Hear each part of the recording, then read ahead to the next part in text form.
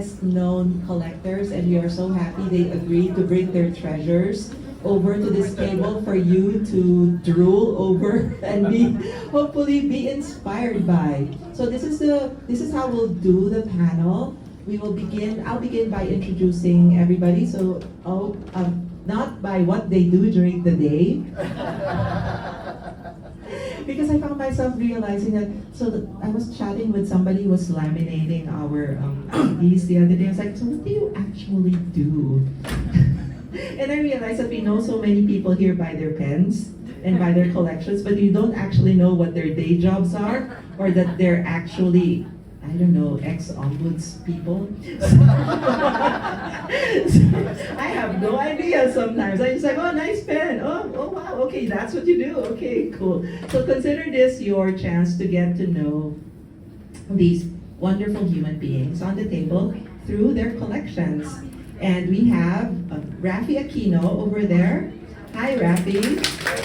Who prides himself on having an eclectic collection. So we're bookending this table with the other person with an eclectic collection. Her name is Reggie.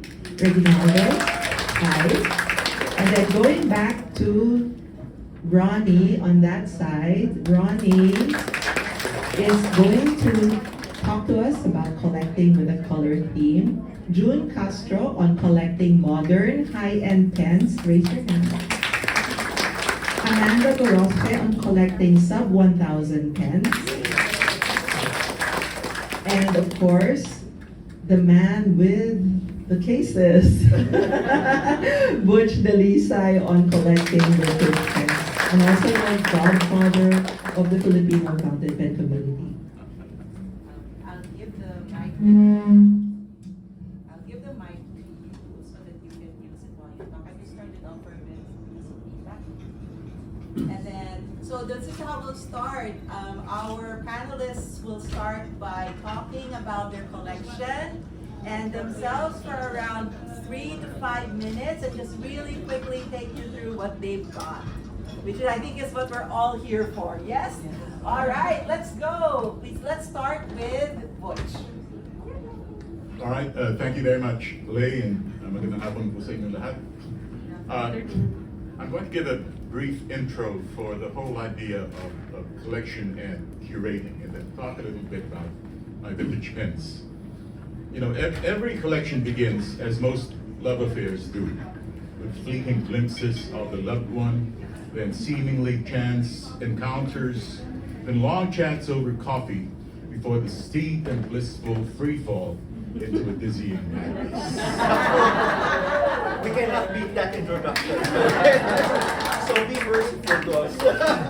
For a moment, happiness and contentment reign, and then sadly follow the inevitable regrets, the disaffections, the "it's not you, it's me's," the parting with the old object of desire and its replacement by a new flame. Today we'll try to introduce some sense into the seeming cycle of bliss and despair. Curation means bringing some method into the madness, finding the inner logic that threads many disparate elements together. The word curation is rooted in the Latin curare, to take care of or to treat an illness. And here clearly the illness is in the collector, whom curation treats by providing guideposts to follow and guardrails against excess. Now, there are several kinds of collectors. One, those who want anything and everything, although they might be more properly called accumulators. This describes 90% of us at the beginning. Number two, those who want everything of a kind, and maybe this applies to my fetish for Parker Vacuumatics. Number three, those who want the best or the most impressive of everything. This implies having the budget to go with your taste. I'm not looking at. I have a budget. Number four, those who want some very specific things for personal or even idiosyncratic reasons. And number five, those who get only what they need or can afford. Perhaps the rarest of all collectors, the practical and disciplined kind.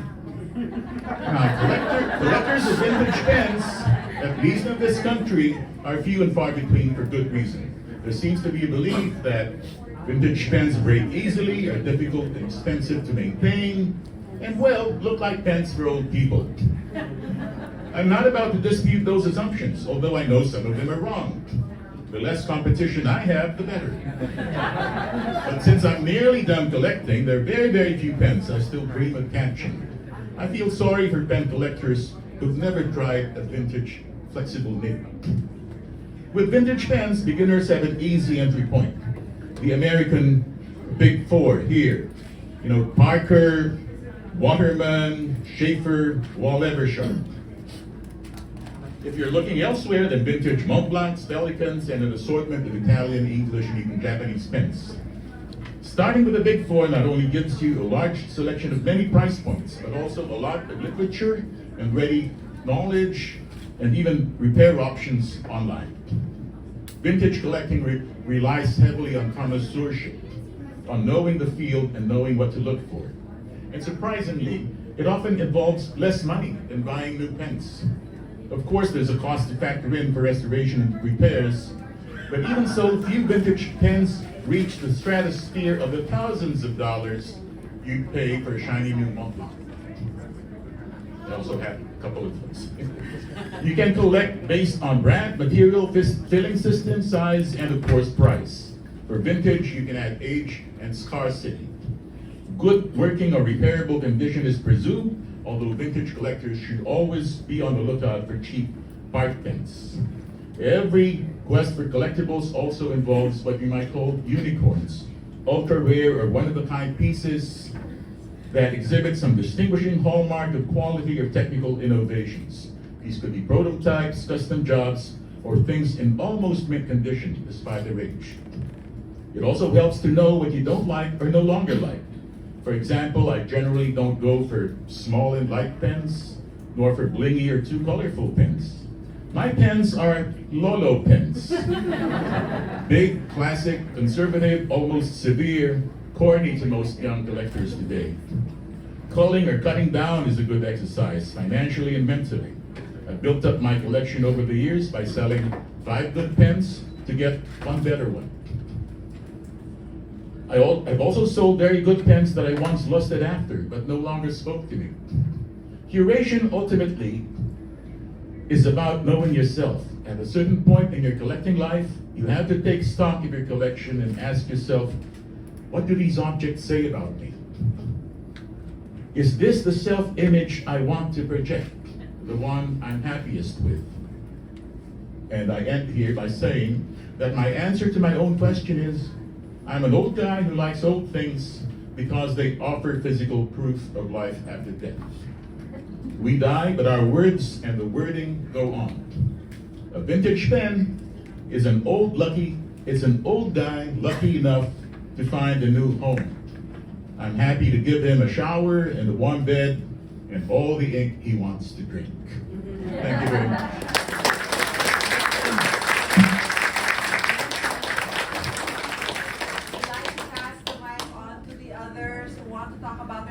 The easiest pass, I think, is you, June.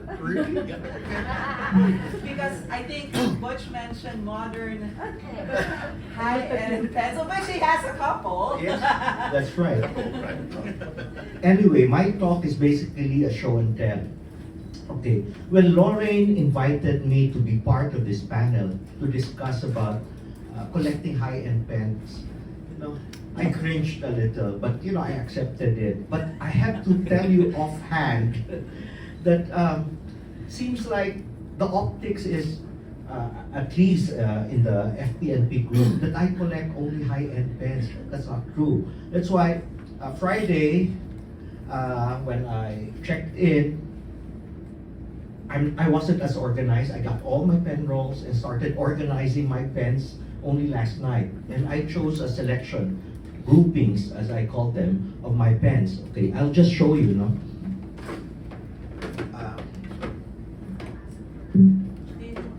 Okay. I also collect Crispies, for example. These are relatively cheap relative to the other pens that I have. 50,000 a piece. in yen. You bought them yesterday. No. every time Scribe calls me up, you know, we have a new color, okay, bye. And then, actually, to be honest, I use this to enable friends that wispy. You know, it's something more serious than a gin how. You know, if I'm really interested in enabling them, and I usually am serious about it, I give them a wispy. I'm not alone. I know a couple of people who do that. And then this is more, at least for me, everything is subjective. So at least for me, what is more middle range would be the Platinum 3776. So I have all sorts. This one. This would cost anywhere from 5,000 to maybe some of the collectibles would be about 20,000. But if you're lucky to get them as when they're launched, it's usually in the 10,000, 12,000 peso range. But then, you know, after some time, they become collectible, and the secondary market, in the secondary market, it can be sold for more.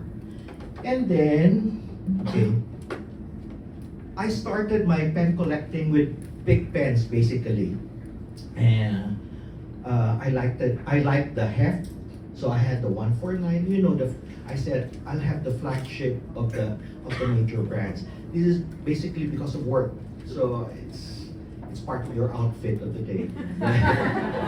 So I had the Montblanc 149, and then I had the Visconti. You know, I had the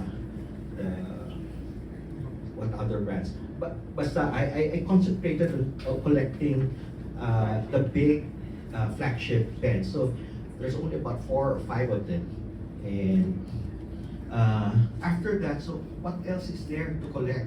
So I started with the big pens. There's a certain size and there's a certain budget. I have a budget. So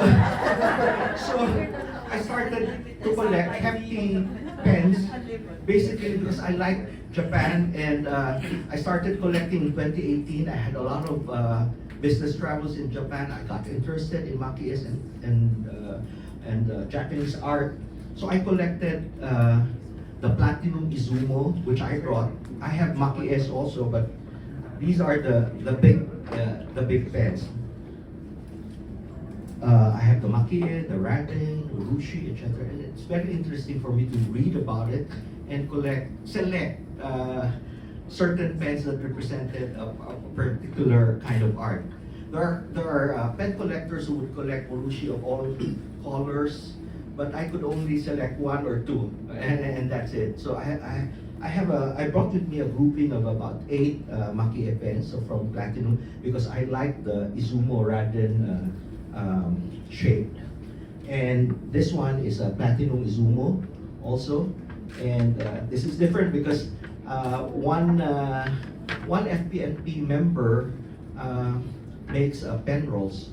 So I wanted to see how good he could be, and he did this really very intricate oblation, and it's tanggalable.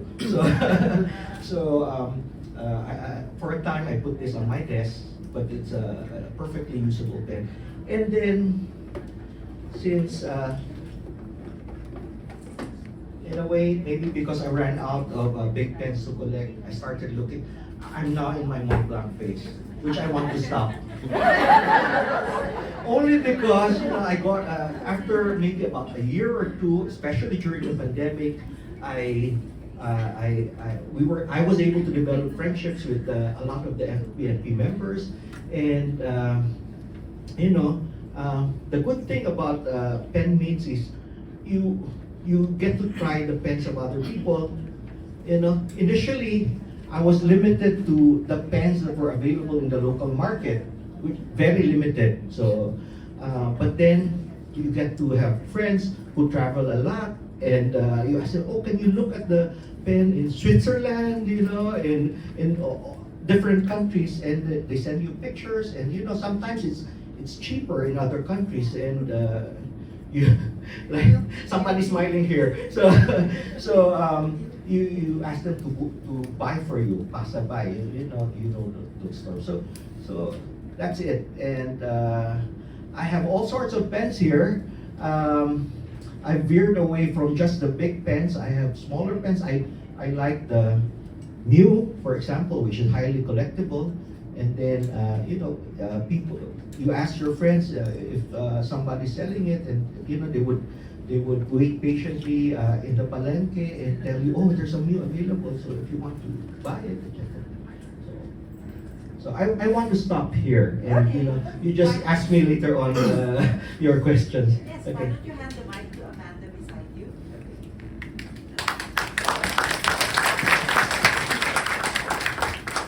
So that's a natural progression. Yes. It's on track. Yes, I'm curating your progression. So I didn't really bring my collection, but this more or less represents what I collect, or like the reasons for it. So I do have a strict budget. I started collecting, I was working like a part-time job. I earned 4,000 pesos a month. I can't really buy much from there, but so I started like really small. Like I said, okay, I'll just buy 100 pesos a pen, and then it built up to 500. Now it's about 1,000. Unless there's like a special occasion, or I thought about it for like years. So one such example was this pen. So this is the Traveler's Pen Company. Yeah, fountain pen. And Traveler's Press. Yeah. So I dreamt about this. I had it in my cart for such a long time. Scribed. Finally had it. It went on sale. I missed my window. And then I finally bought it around December because I make jewelry, and then my mom commissioned me to make like presents for her friend groups around church. So I made enough jewelry to afford this pen.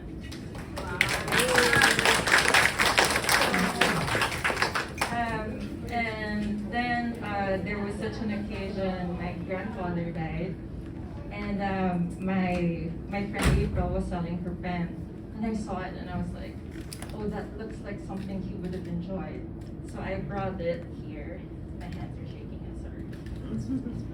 So it's dried pens, fire engine red, I think. No wait. What's that? Dried pens, rose swirl.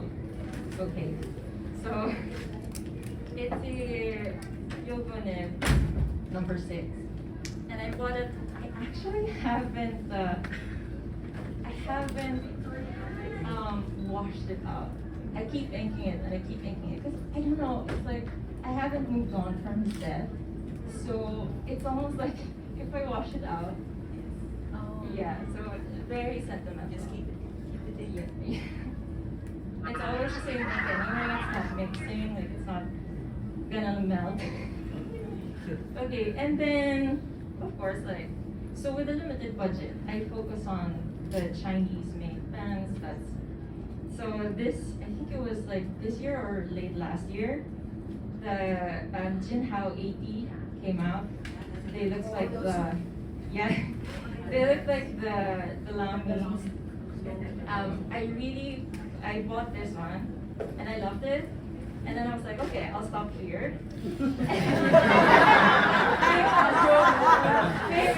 Raise your hand if you've ever said, okay, I'll stop here. Yeah. So pretty much, right? But I was a part of a group chat, and they started collecting, and I was like, you know, okay, I'll get all of the colors. And then I made this case for, yeah, I made the case for this. But, so right now, I'm really, like, I finally found the nib I like, which is the pen nib, food and nib.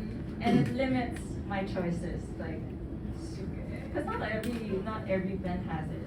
And a lot of the pens that do have it are less than 1,000 pesos. So they're all here. I'm they're all metal. Yeah, thank you. They're all brass. So I got, which one did I get first? Delight. Yeah, Delight. Delight, right? So I got lightly and elemented for looking for it. So this one I got first from Fountain Palenque, where we get all of our. So that's your daily, this is your once a year budol. Fountain Pen Palenque is your daily budol. Yeah.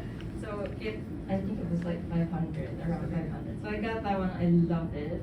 And then I saw that there was a brown one, I bought that from Raffy. And then,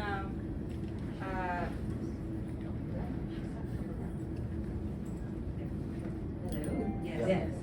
And then, now this one is a bit of an exception, because, so, I saw it on Amazon, because it's the black. Yeah, I don't think it is black. Yeah, it's black. Let me get the other one for you. There was an update. Is it not here? Hello? It's, yeah. Okay, so this was from Amazon.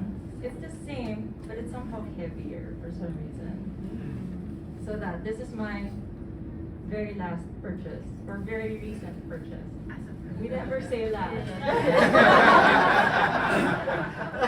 Yeah, there. Thank you, Amanda.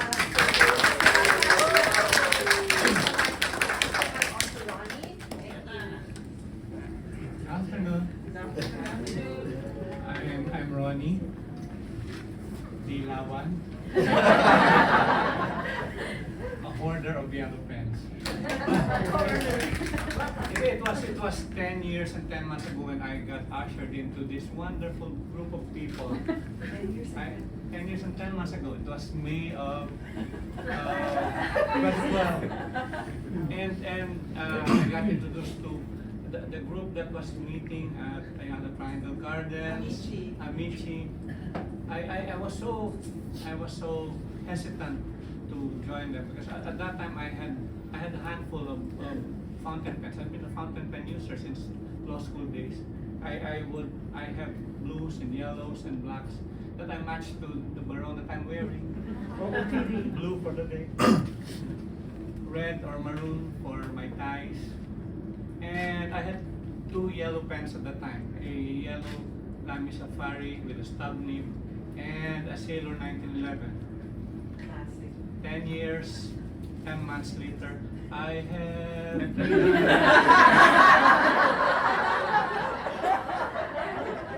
as of last count, last week, 337 yellow pens.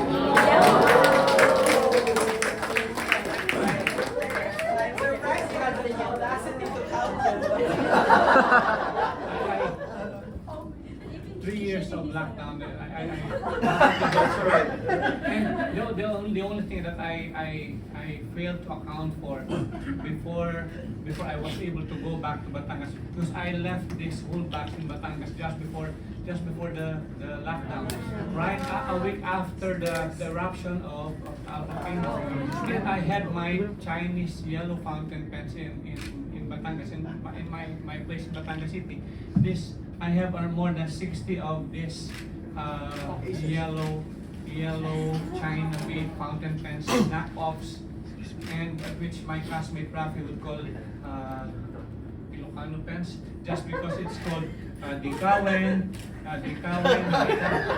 Puliwen. Raffy naman, meron din naman itong Giro, Penton, Tagaso, Cook, and of course, Jinhao. Probably now.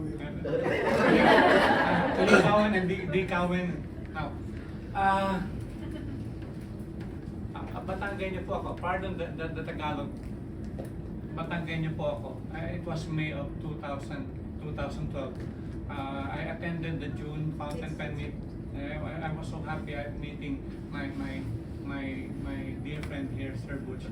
They were talking about the 5th anniversary of the Fountain Pen Group.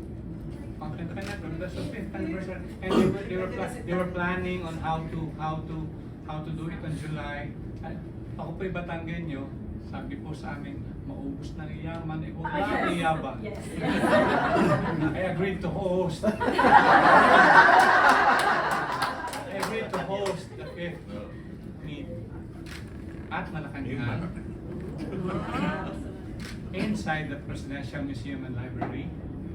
And it was that fateful day when one of our friends told me, Ron, would you want a Waterman yellow fountain pen? It's an old one, but I said, yes, I'll do that. And that started it all. I went, it was Christmas season, I bought all the yellow pens that the #1 Budol named Cindy Dinkoy of Eastwood Scribe. I bought all the yellow click, fountain pens, roller balls, lammies from her store and started giving them out. I had a trip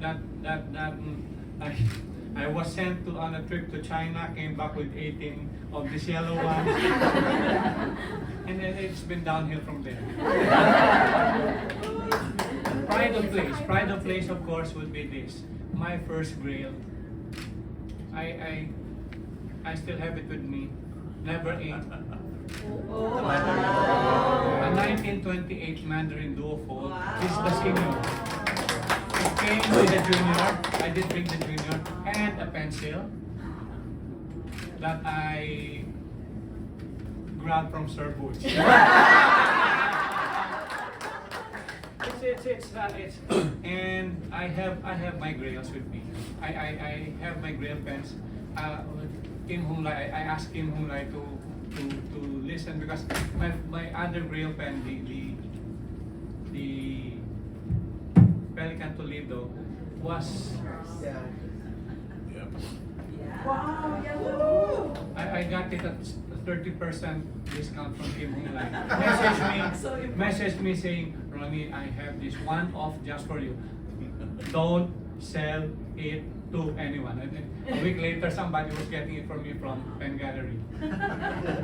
Sir Butch even amused, and he's a dear friend.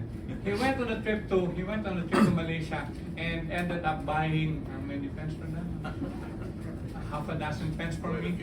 It's been a journey. It's been a journey, and I will have to thank the community because who in the world gets a text message at 6:30 in the morning? Sir Ronnie, nakita mo na yung 6:30 in the morning text messages.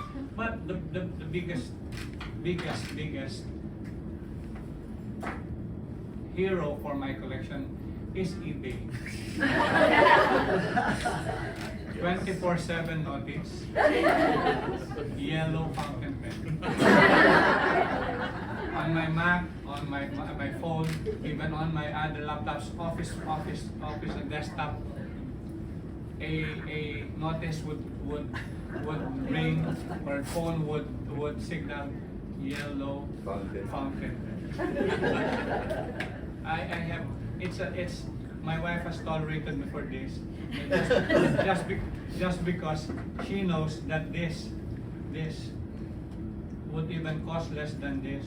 The entire set would not even be half of what this will cost. But I dilawan po. I will have to say I gifted Pinoy a dilawan vanishing point, friends in government, and just to end this with for the last few years, even before the pandemic, I have bought hundreds of these pens, the shark and that I give out for first time attendees to our panelists.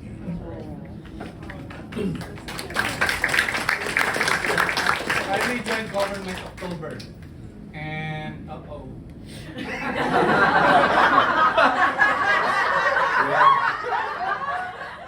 Change color.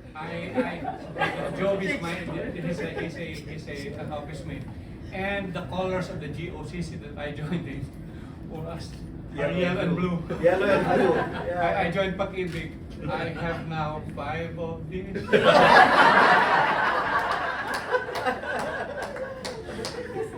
Finally, I agreed to Leigh's suggestion that I talk today just because of one thing, Raffy and Reggie. Yeah. I saw, it was late at night and I saw, oh, they'll be discussing electric fountain pens. This will be the first time I see somebody plug on the fountain pen, wait with it, how to ink it, electric fountain. Now that you're telling me it's eclectic.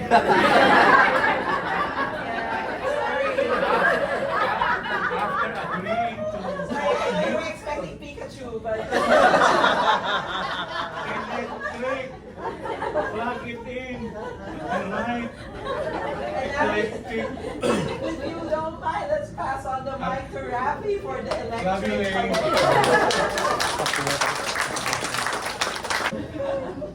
It was a relief for us when Ronnie left the firm to rejoin government. Because whenever we have new lawyers, he'd give out pens and he made the partners look bad. Yes, he does give out fountain pens to first-time attendees in pen meets. Except for the first pen meet I attended together with my wife, Frances, over there. We attended our first pen meet and Ronnie did not give us our pens because he somehow managed to make us host the first pen meet that we attended. It was at the office with Peter Bangayan, Lorraine, and no, not Lorraine, Peter Bangayan, Kaloy, and some of the pioneers also.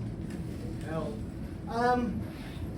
it occurred to me that at least in the matter of pens, I do my best talking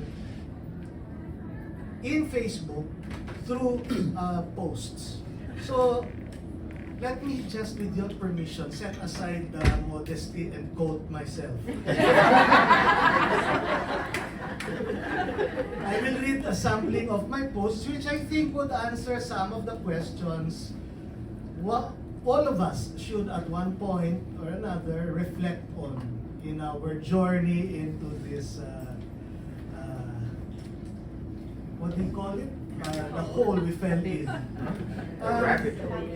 Why a fountain pen? By the way, I don't know about electric or eclectic, but I do collect black and silver pens. This is a 1912 Mont Blanc. It never leaves my pocket. I always use it. It never leaves my rotation. And it's a terrific tool for frightening young lawyers in the firm.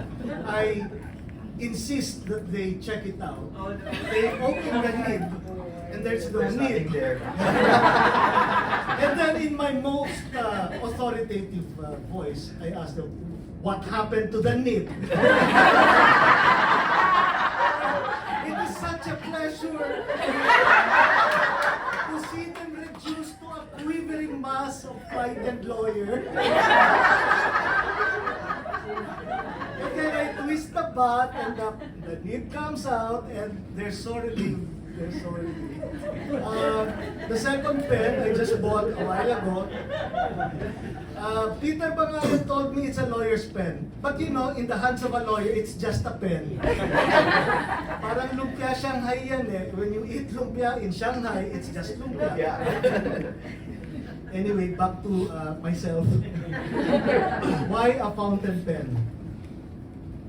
This is a composite of my posts in December 2018 and 2021. Like the rest of you, I marvel at the physical beauty of our pens and the lines their nibs lay on paper. But I also remark at the powerful emotional impulses a pen in my hand sends through me. Each time I take a pen and begin to write with it, I am transported to an imagined past, where earlier generations of writers did the exact same thing.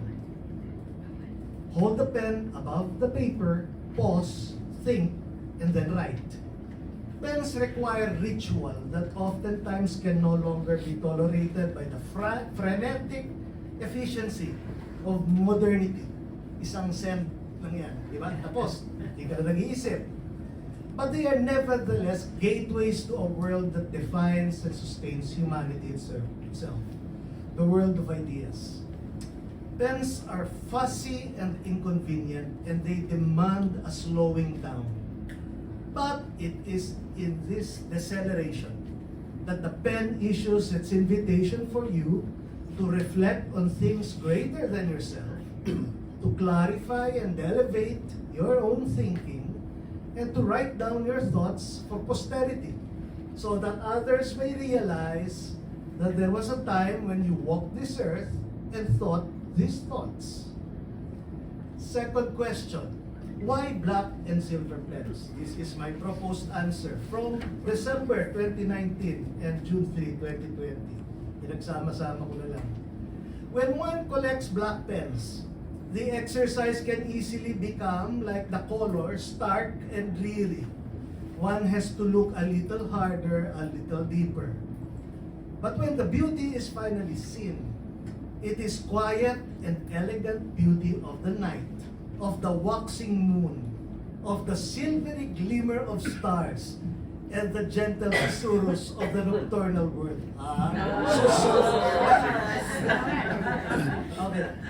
Black and silver are the colors of the calming darkness that provides respite from the relentless visibility of the day and subdues the garishness of the world under the sun, of starlight and moonshine that illuminate with a muted elegance, rather than the militant imperative of sunlight, and above all, of subtlety and implication, recommendation and understanding, in place of the arrogance of declaration and command. Hindi ko po gusto nung ang gold masyado. Naalala ko sa College of Law, merong kaming kaklase na merong siyang makapal na necklace na gold. Merelong gold. May mga sing-sing na gold. Pagpasok ko ng professor namin, nasabi sa kanya, kumusta Mr. Galing ka ba na Saudi? From that point on, I never looked back. It was silver for me. From cufflinks to everything else. And pens. I close with this. Something I posted in April 2021. The one thing more important than pens. While the pen is indeed a marvelous and remarkable instrument at the end of the day, it is still just that, an instrument. It is the writer or artist wielding it that is the true creative force, the true author of great writing or great art. By parity of principle, in a community of fountain pen collectors, it is not really the number or quality of the pens collected, shown, and trafficked that defines the group. It is the collectors themselves, the people in the community and how they interact that have lent FPNP its own unique collective soul. My use of pens really didn't change during this pandemic. As in pre-COVID times, I use them mainly for work notes and scheduling, and the occasional rewriting of passages I thought were particularly felicitously composed for sharing in our Facebook page. In contrast, the members themselves and their online sharing suddenly became major, almost indispensable elements in keeping myself calm, grounded, and somewhat happy. Lockdown ito, ha? The pen chatter is greatly appreciated, but it is a poor substitute for the people of the pen folk themselves. So let me spell it out. You and your friendship, not your pens, are the real treasure. You and your friendship, not your pens, are most important to me. Salamat po.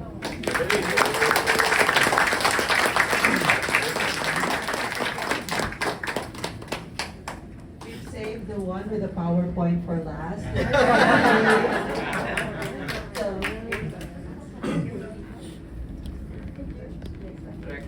I'm supposed to translate, right? In Swahili. In Swahili.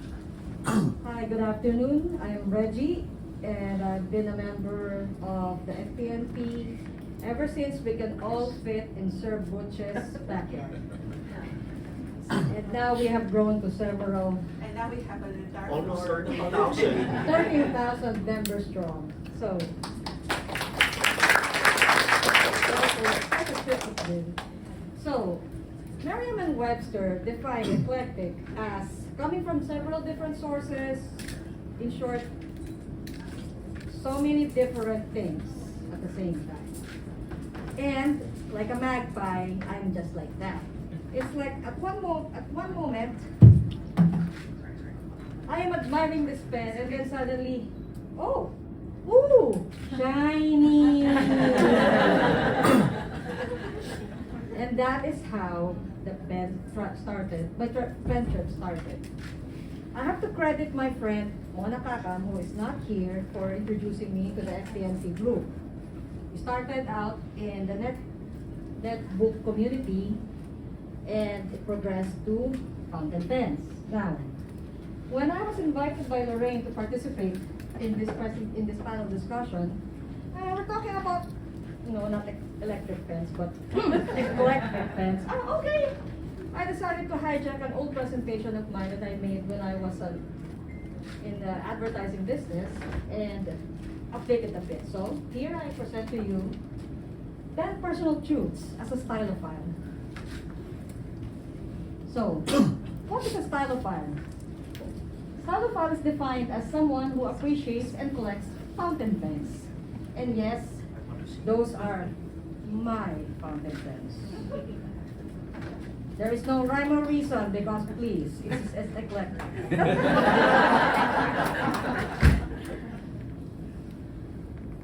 Why fountain pens? Because I like using a variety of nibs. So from left, you have the Pelican Bold, you have a Schaefer and Fine, the Nemosine 1.1mm italic, and at the very last, something I got from Sir Butch, an ever sharp wall in medium nib.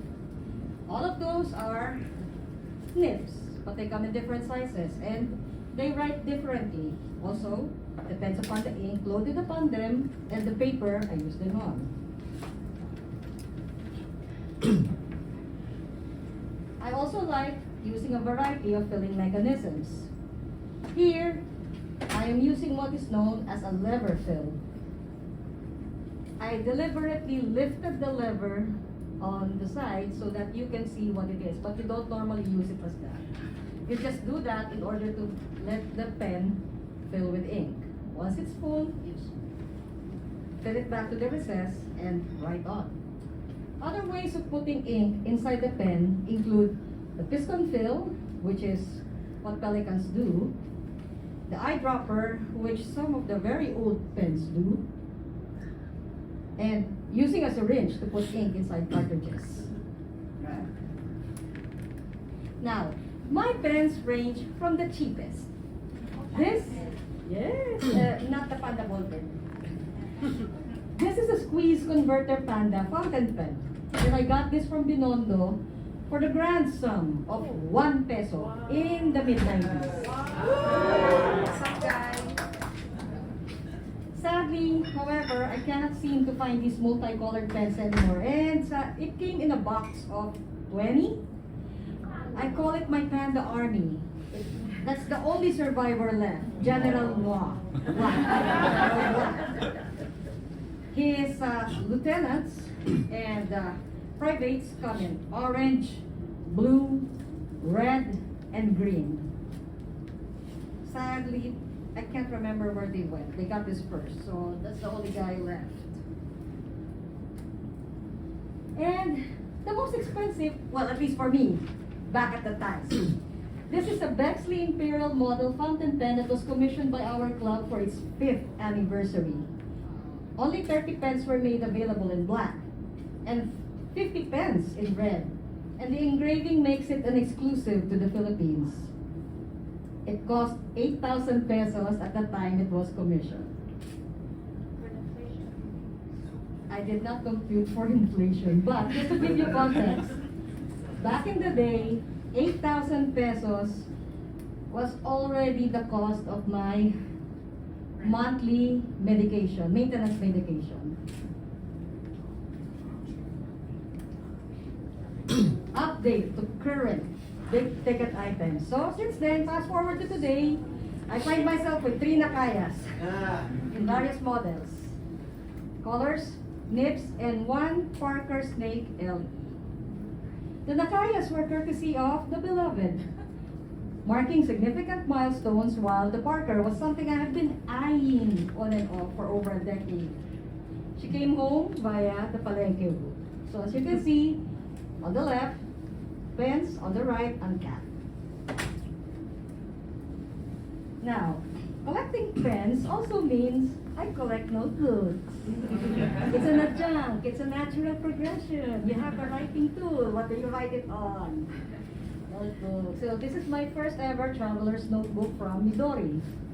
It is a leather journal, just like a file of facts, passport size, can be personalized by using various inserts like notebooks, receipt envelopes, charms. This one was embossed with the Fountain Pen Network logo of the nib, and was made available only during the FPNP anniversary back in 2016. So I festooned mine with the Rebel Scum logo, and of course the bookmark with a charm that says writer. And finally, using fountain pens means you also collect inks. These are vintage Pilot and Schaefer strip inks from the 1960s. I found these while hunting for fountain pens in the Recto Ascaraga area. I also use cartridges for those times when the pen I want doesn't have a converter, or when I want to use an ink color that's only available in carts. So those are pretty old pens, inks, as you can see from the design of the bottles. Sir Toto here, who is also a fellow collector of ephemera, would know some of these nice old-fashioned ephemera collected to our collecting ways. Now, being a stylophile brought me to different places. Made me meet new people and make new friends. But most of all, it made me meet my love.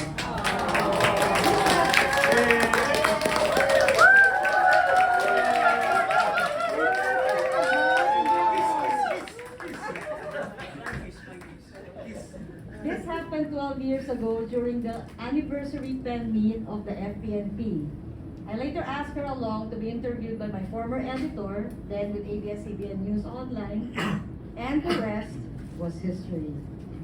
So yes, hopefully, may forever. Tulad ng inyong mga buwan ka ni Rizal. So there you have it.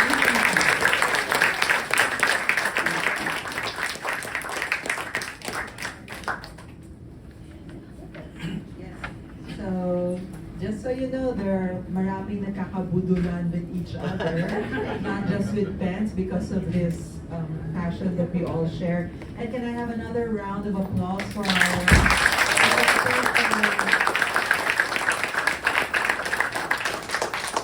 sharing such authentic, heartfelt pieces of themselves. And I think, when you hold something in your hand, it's kind of like a direct line to your heart, right? And I think that's what we're seeing here this afternoon.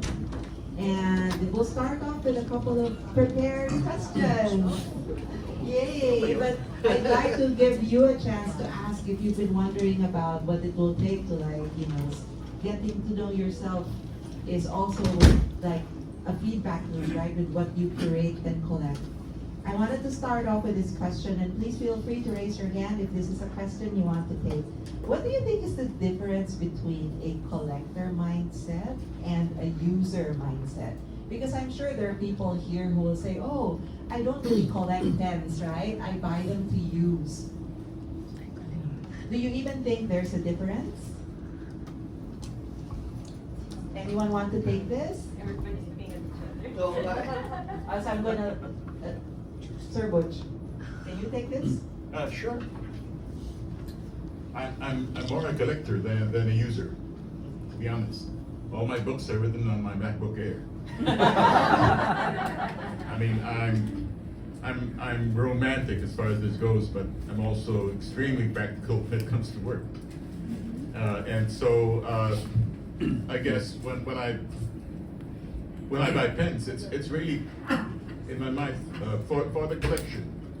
But if I buy a pen, then I make sure that it writes well, that I like the way it writes. I tweak the nib. It's working 100%, and I can carry it with me. I mean, there's no single pen that I particularly prefer. I have a box of, you know, sort of a cup full of pens for in rotation, and they all have to work. So ganyan. It's not like you imagine me laboring over a novel with a 1940s vacuumatic in my dreams. Nice visual, though. Yeah, nice visual. That's for the PR. Same here. There are more than 60 pens here. I was able to ink 2 out of the 60. And most probably won't see ink for the rest of their lives. But I've been a fountain pen user since 1983. And it was not out of choice, but it was a mandatory thing before. Until 1992, when bar exams were bar examiners were required to use fountain pens. It was only after 1992 when fountain pens became optional. Why? For the main reason that the ink needs to be permanent in character, and ballpoints can't be used in bar exams. Until 1992, when Pilot introduced the sign pen ng bayan. And it went downhill from there. No? But I stuck with using fountain pens too until when I first joined the fountain pen at group. I had around 11 or 12 fountain pens with me that time. As I said, I was using on a daily basis, and those fountain pens remain with me, and most probably would still be used and used. I do ink the nicest pens that I get, and use them for a week. After ink runs out, I keep them, put them back in their boxes, and stare at it when I have nothing else. Amanda has something to say. Can you pass the mic to her? Thank you. Thank you. So I wanted to speak a little bit about my dad, because my dad got me into the fountain pen. And when we were talking about the panel, I was like, I don't know what to say. What am I gonna do with this panel? And he said, the joy of using a fountain pen is enough reward. And that's why he doesn't really care how much a fountain pen costs. Like, he'll go to National Bookstore, the Budo ng Bayan, because you go inside, you can't really leave without something, and he'll just, oh, that looks interesting, I'll get that, and it can cost 100 pesos. He doesn't care. It might break in a week, but he'll just use it.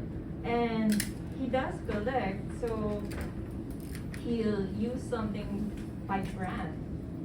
So I can't remember which brand he's at now, but in the pandemic, I found myself, no one can buy anything during lockdown. So I was forced to use my fountain pens. And ever since then, I'm more of a user than a collector. With the exception of yeah. But they're all ink. And then I use them from time to time. I bring it to work. Yeah. So there is a difference, I think, between using and collecting. Because, yeah, some people, they just don't think it at all. And then me, I can't stand that. I have to at least use it once. Yeah, yes. Thank you. So I have So people were, this is a numbers game, and I know this is not in the list that I gave you of questions, but I'm very curious, do you actually have an actual number in your head of how many pens you have? I have a more or less, not actual. No, because Ronnie is actually surprisingly very precise. And it was the first time I'd actually heard anyone say, oh, I have 337. Was that what you said, the number? Yeah. 337 pens. And I was just wondering, how precise are you? So this is a two-part question, bear with me. The first part is, do you have a number? Right, about how many pens you have. And the second part is, at what point do you cross? At what number do you start admitting to yourself that it's probably a collection? Not this I mean, like, when do you say it? When you have 5 pens? No, I'm just saying, right, but what is the step? 5 pens, collection na ba to? 11 pens, baka ito collection na. Like, when do you realize, at what number, personal number, did you realize that you had a collection? So maybe let's take the people who haven't spoken yet. Reggie? And then pass it on to June and to Raffy. As a self-admitted magpie, Do you have a number? oh hell no. She has a cheap pen piece. Let us keep it that way. The thing is, I realized that, okay, I have a collection when I started sorting my pen cases, plural, and stacking them up, one after the other on a shelf. And I was looking at them, and yes, they're practically, yeah, they're all full. So that's, I believe I have at least 200 pens already. Give or take a couple that are lost in various mugs, in a bag or two, or in my back pocket, or wait. Okay, nothing's coming out of his pocket. Okay, good. Because this teddy bear, I mean, he's my travel bear, has a propensity of pocketing pens. He borrows from me, So more or less. more or less, I believe I have about 200 pens, and they are across various price points, from the very cheap and reasonable to the, oh my God, did you spend your next 6 months' salary on that level? June, what about you? Do you have a number? The number, I'd like to think that I have about 100 pens. It might be a little more than that, maybe 120, maybe. But then about half, hindi, believe me. Maybe about half of them would be less than 10,000 pesos. Half of the pen collection would be less than 10,000. And then the other half would be more and a lot more. I love how vague we get at the No, I have very few pens which are more than 100,000 pesos. Very few, I think. Maybe they've appreciated in value through the years. Like, I got my patron of art a little over 100,000 pesos. Now the going rate is about 200,000. Anyway, the question, yeah, about $4,000. And some pens, the Maki pens, like this one, is about less than 100,000, but now it's about $4,000 to $4,800. So, and this morning I was just comparing this kind of pens with another member, and he bought recently in Singapore. It's almost $5,000. I said, I cannot afford a pen that price anymore. I'd like to answer the question, when does it become a collection? For me, it becomes a collection, or part of the collection for me, because I try to group pens when the acquisition is deliberate and there's an underlying theme. I have so many pen rolls with So different it's not kinds. the number. It's not the number, but it has to be more than 3 at least. I was very interested in Jonathan Brooks, the maker of resin, really interesting resin, and I chose 3 that I was really interested in: the mother of pearl, the golden rule, and the primary manipulation. So for me, that's a collection. And then for the platinum Izumo, I have 8. So things like that. And then the Mont Blancs, I wanted at least one patron of art, which I saved for, and then the writer's edition. I have several, only because I'm interested in the writers that they represent. So Agatha Christie is one Grail pen before, etc. So the number is, for it to become a collection or a grouping, it has to be at least 3. So yeah. Can you pass it on to Raffy, please?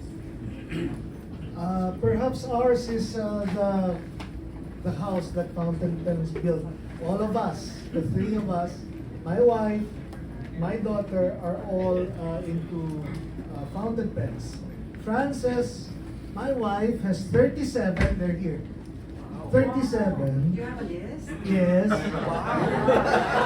Bella has 38. I have 68. So that is 148. And Butch, I am happy to inform you that most of the vintage pens in our house belongs to Bea. She had this. She had a chance to visit Solvang in California, in Northern California. It's a small Norwegian settlement up in the mountains between South and North California. And they're Vikings still over there. They have a lot of antique shops, and she went wild there. She came back to us in San Jose with several vintage pens. Okay, so there you go. Total of 148. That's our number. It went up to 200, but we managed to bring it back down. Thank God. I love it. So for those of you guys who are on TikTok, this is the safe for work fountain pen version of What's Your Body Count. Okay, so I'm going to go to another question, which would be, I think, the last from me, because I really do want to solicit questions from the audience. So do take this time to think about what you'd want to ask and what you'd want to see from their collections. This is a very rare thing for us. This is the first time since the pandemic that we've actually gotten people together physically, but also this is the first time I think we've ever had all of them in a panel together with their pens, so near enough for you to actually ask them. And I think that's the important part of this panel. There's nothing like interacting and being with pen people, pen folk, as Raffy said, for us to get to know and hopefully find a new Budol buddy or 2. Okay, so my next question is, what life hacks can you share with the audience if they're intending to curate a collection of their own? So by life hacks, I mean shortcuts, tips, and tricks that you yourself have found that you think have aided your collecting and how you decide which pens to get. For this one, let's take it from Reggie and just go straight down the line. Life hack, go. Reading, yeah. Okay, for this, I love. Is she the life hack? I don't know.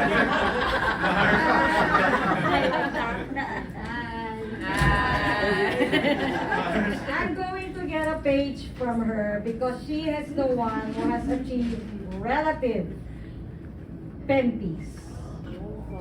Because between the 2 of us, if I have this army of pens, she has how many? Less than you. No one's confirming. But for her everyday carry, her everyday carry consists of 1 pen case that can fit all of these pens. My everyday carry consists of 1 pen roll, one pen in here, a pen sling in my bag, another in my back pocket. So, one life hack I discovered was, if I want to achieve pen piece, I have to mind how she does it. Except there's one problem. She found her pen piece early on because she discovered exactly what she wanted, and she stayed with it. I suspect I may have a touch of ADHD or whatever, because like I said earlier, I'm a magpie. I mean, I thought I was happy until, oh look, shiny! And the budget's gone. And so, 10 piece? What's that? Essentially, so what I do is, I decided to take control by trying to stick to my 6 pence maximum ink at one time.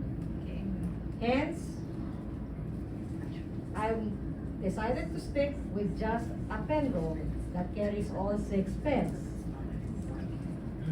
Well and good, right? However, there is always a but in the equation.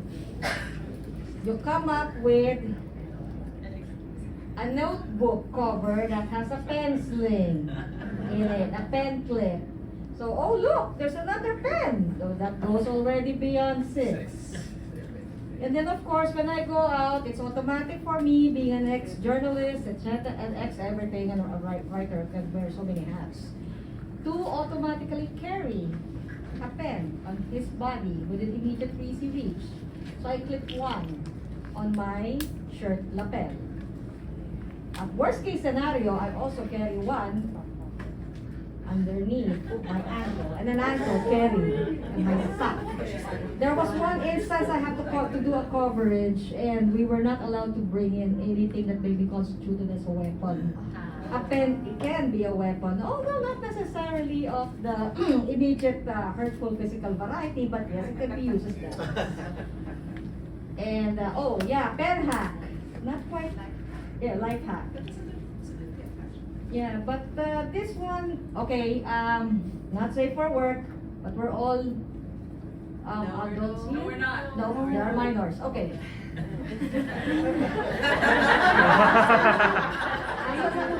Asa lang nanay mo, Iho? Okay. I love your eyes. Hindi po ito rated R18, but there is a streak of reality in it. Okay. I commute. Okay? So, as you know, I carry my pen on my lapel. I was in the jeep one day when a snatcher hopped on board the estribo and tried to snatch the phone of my next door katabi. Malas lang niya, andun ako sa tabi ng estribo. Ano ang nasa aking weapon? Pen. Oh my God, you're Ang problema, ang pen ko, hindi to. Was a Lamy Safari. Which is a steel lip, and it's a clip on, clip off type of cover. Unclip and then on the arm that was reaching, try to snatch the phone. So of course, he let go of the phone and ran off. What is never liked so what? Then what happened?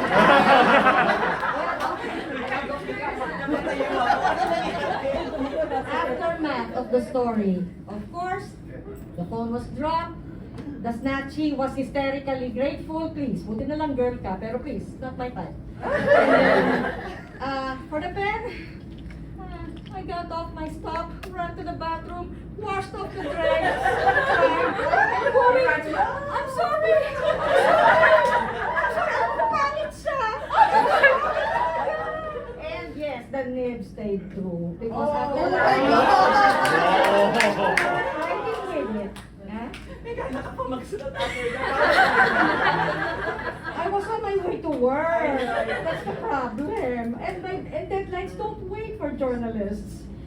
So I'm like, yeah, so the Lamy, after a bit of a hard start, the ink pot, and then I continued writing.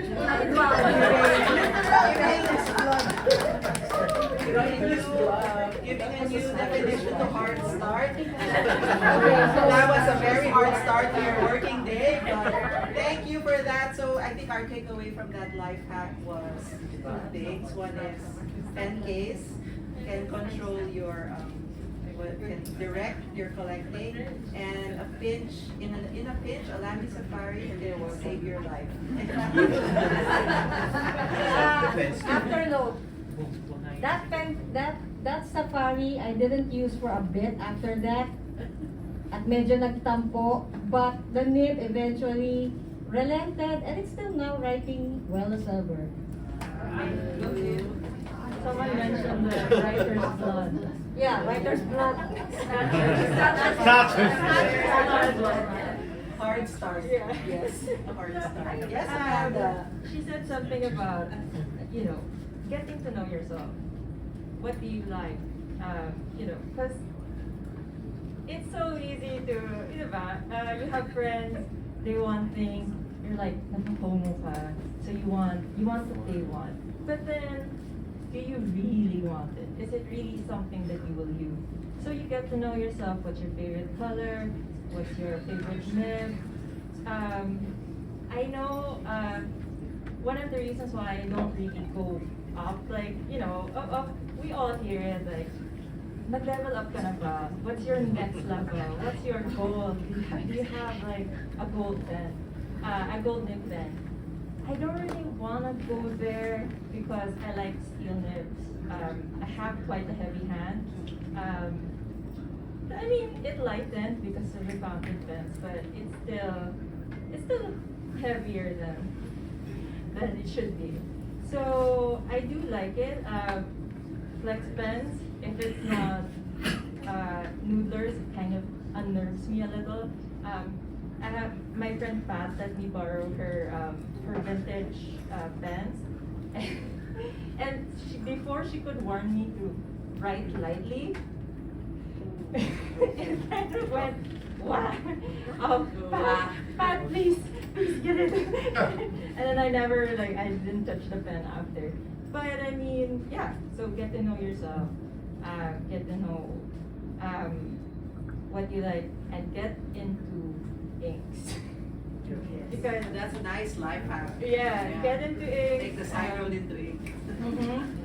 I know I like matching. That's why, with the exception of the white, you can pretty much just match the pen to ink. Yeah, that. Thank you. Okay, I'd like to concentrate on life hacks for collectors, for pen collectors. For me, the most important thing is a budget. You really have to work on a budget. And the next thing is, it's very important for me at least, at this point in my collection, to be with my friends, my pen friends, because I don't want to keep on buying, but I'd like to see what other kind of pens, try out other kinds of pens without buying it. And if there's something that's interesting to me, I'll buy it. And maybe the last thing is, I have to make sure that I'm able to pace myself. Something which I haven't been able to do in the last 2 months, because in the run-up to the Manila Pen Show, there's a lot of collectors selling their pens. So, and at very, very good prices. So maybe this is something that will happen in the next few years. So, in the last 2 months, I bought 4 Montblancs, and the limited kind. But the prices are really very, very good, very tempting. So, so I said during the Manila Pen Show, I'll stick with the accessories. So far, the most expensive I bought is a roll stop from Nakaya. So, which is mahal. Pero I mean, I could have bought a pen that would cost 1,000 or more, but it's just a few hundreds. So that's it. So again, you need to have a budget. I've never spent more than a month's salary or half a month's salary on a pen. So yeah, it's relative. And then next is pace yourself. Even if it's cheap, you don't want to be buying so many in just 1 month, 2, 3, 4 pens, because you won't be able to have time to appreciate it. So stop and smell the roses. So you need to have time to appreciate it. And then what was the last one? Have very good, Have pen friends. have pen friends that have collections that you're also interested in, and in the process, you deepen the friendship also. Okay, that's it. I think the best life hack or suggestion I can make to serious collectors is to share the joy with your loved one.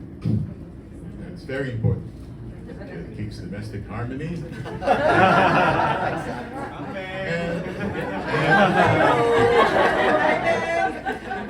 you can go and collect some more. If you buy a pen, get her one. Or get her whatever she collects. So that it's important. Seriously, the financial aspect of this is something you should think about. First of all, to put things in perspective,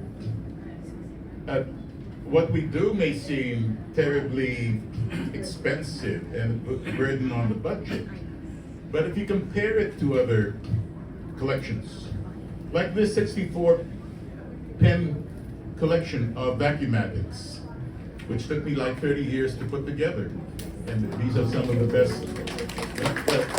But the point I'm going to make is that taken all together, I would price this at about 800 to 1 million, which seems a lot, but that's just one Rolex. What's that to people? That's not even going to buy me a really nice car.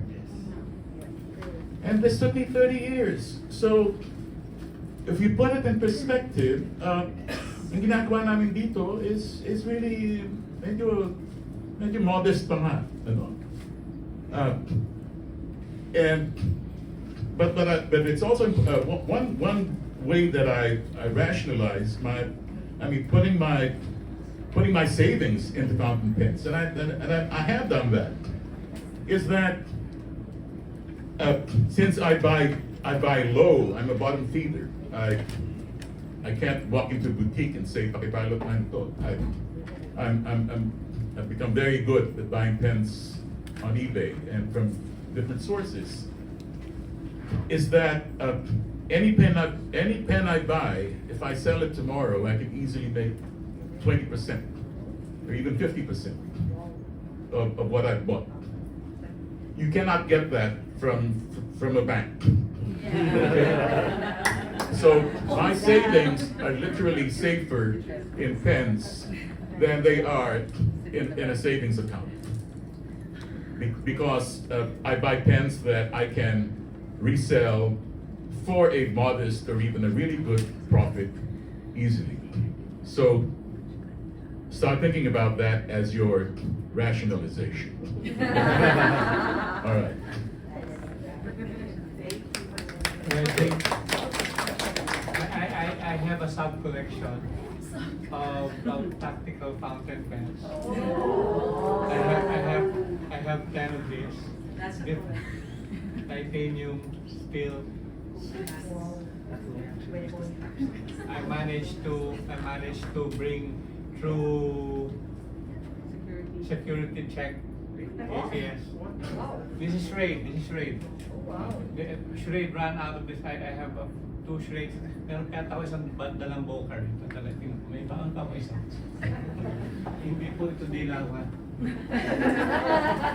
You have backup collections on the shelves. This one, yes, it's Boker Plus.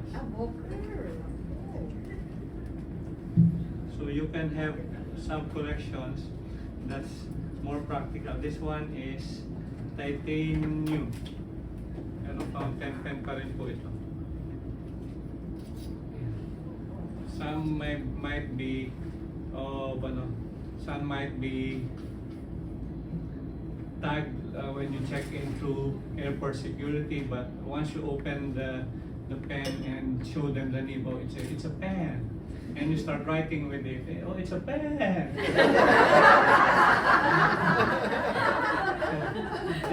Just so that I could preserve my beloved yellow safari. Meron po, this is light. Ito talaga pure titanium. Let me just take off from what June and Butch were mentioning, the matter of the budget. It's really very important. But let me give you a two-hack. Is Kailash, he was here. And Alden,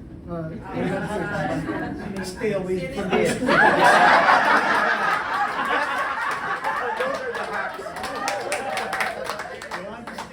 Within your budget, stay away from those.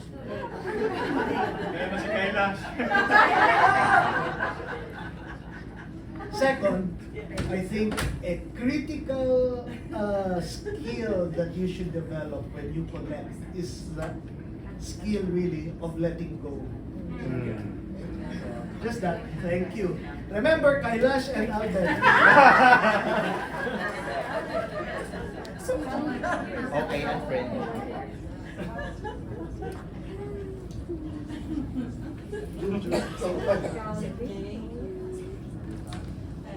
My favorite part is you know, Kailash, I'll just stay away from those. Okay, so thank you for those answers, and I hope you were able to pick up from those life hacks for collectors. We have 13 minutes for the rest of the afternoon because the raffle is supposed to be at 5:30. We did start a little late, so we can extend a little bit, but I think we have enough time for 2 to 3 questions from the audience. So, before I close, does anyone have any questions for our esteemed collectors? Do raise your hand. Yes. You mentioned, I'll take you next up. Fans that will collect, do they, can we say that they appreciate in value? I mean, because you were just, to your point, talking about fans, and it's taken you years to collect. Would you say that the appreciation of value in keeping them, the cost of what you bought, and does it appreciate? Is it like an antique? Yes. It appreciates in value as time goes by. Some do. The good thing about good vintage pens, high-end vintage pens, is that they will always appreciate because they're not going to be made anymore, and the market for them is getting larger, and the supply is getting smaller.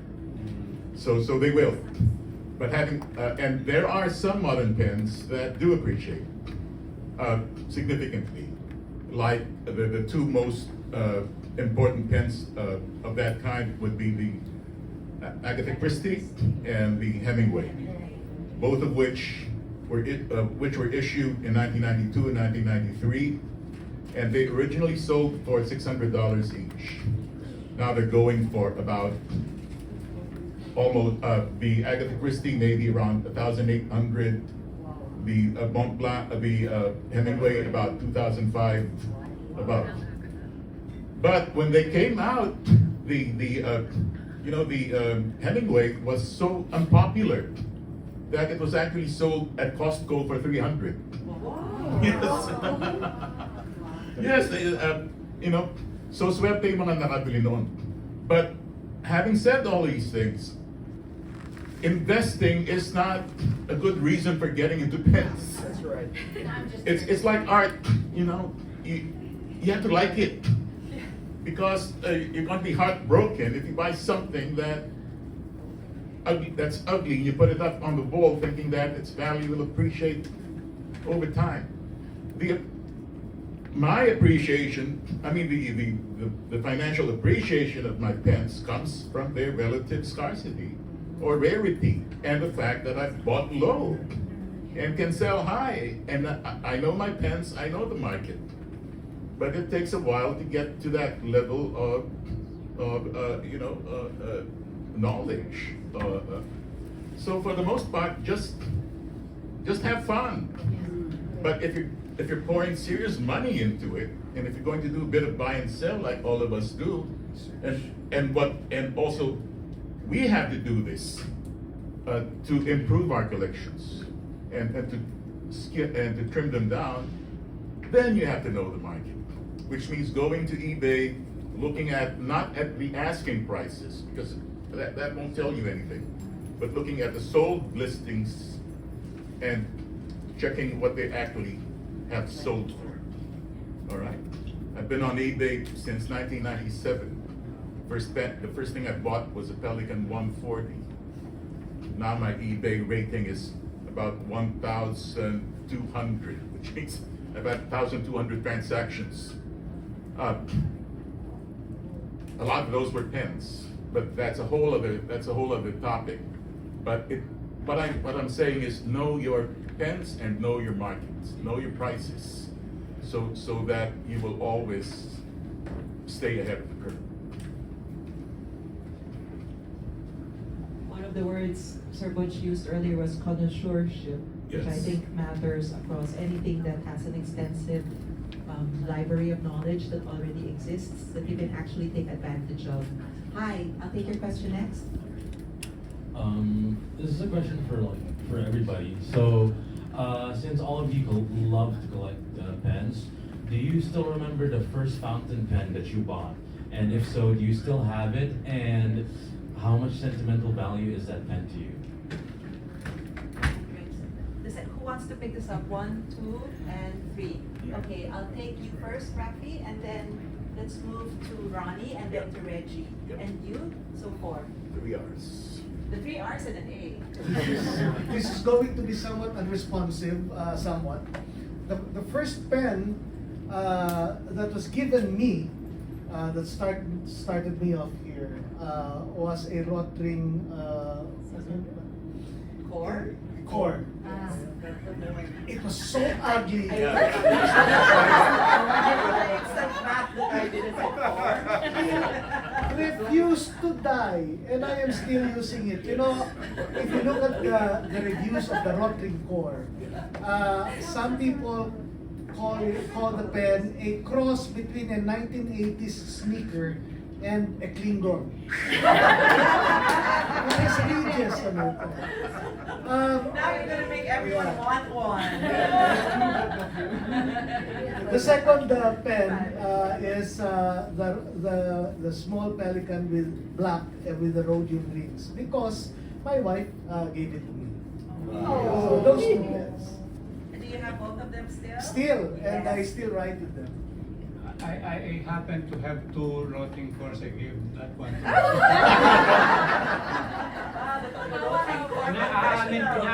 Inaamin ko. I still have the 1987 pen that I used in taking the bar exams and passing the bar exams. And signing the roll. You just signed the roll. Yes, I signed the roll with Raffy With that pen? with that pen. And it was, I still have it with, I did bring it today. It's a Parker 45 in UP color of red.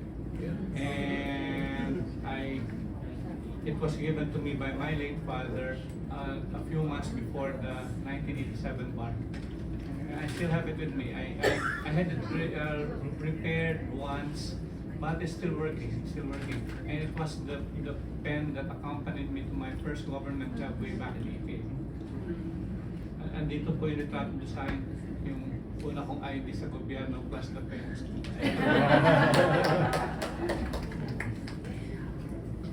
So that pen's as old as I am.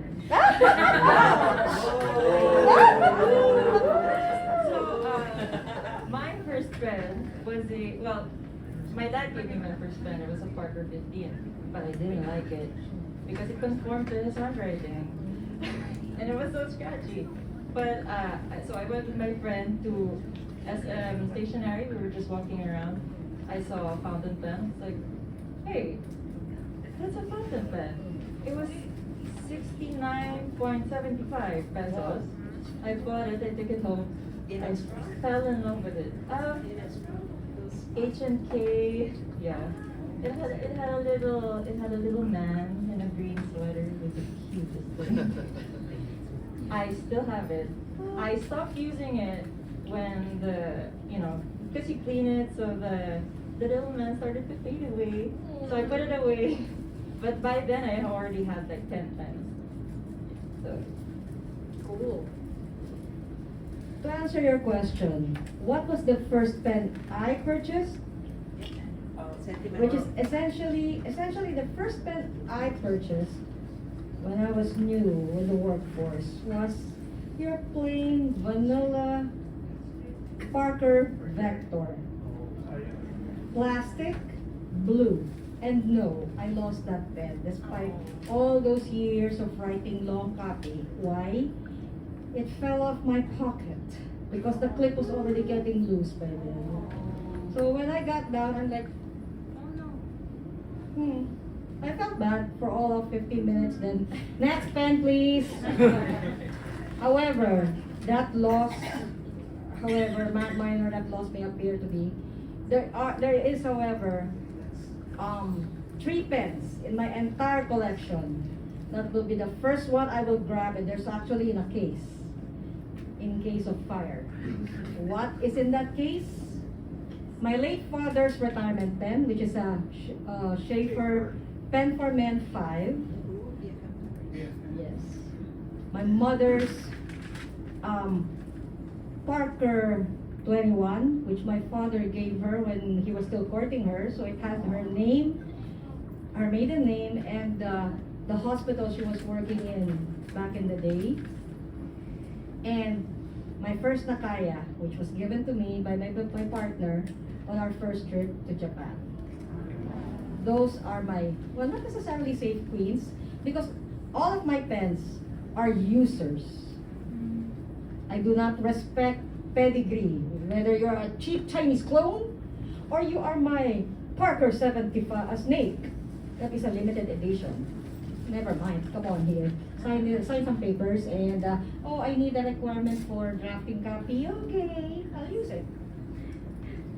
They're not called pocket jewelry for nothing.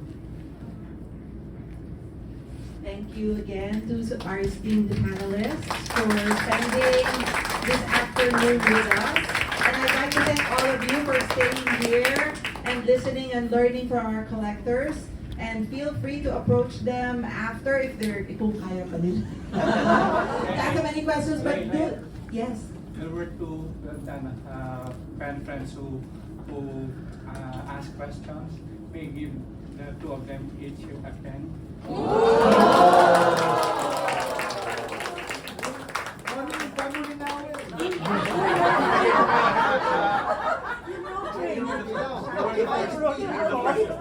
Take your pick, which one?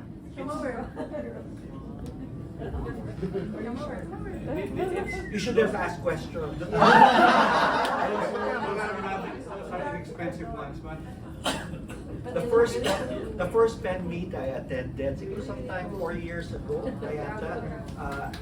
Ronnie gave me a sharp pen. I still kept it. So, Siguro- before you go, just let me remind you, we are on Facebook as Fountain Pen Network Philippines. Please join the group if you're not a member of that already. Post pen show hauls and other notes from our vendors, exhibitors, nib services will be in Manila Pen Show. That's also a closed group on Facebook, so that's specifically for that. Do tag us at Manila Pen Show on Instagram and hashtag Manila Pen Show 2023 on Instagram and on Facebook so we can find you. And with that, thank you to Fountain Pen Network Philippines. Thank you, everyone.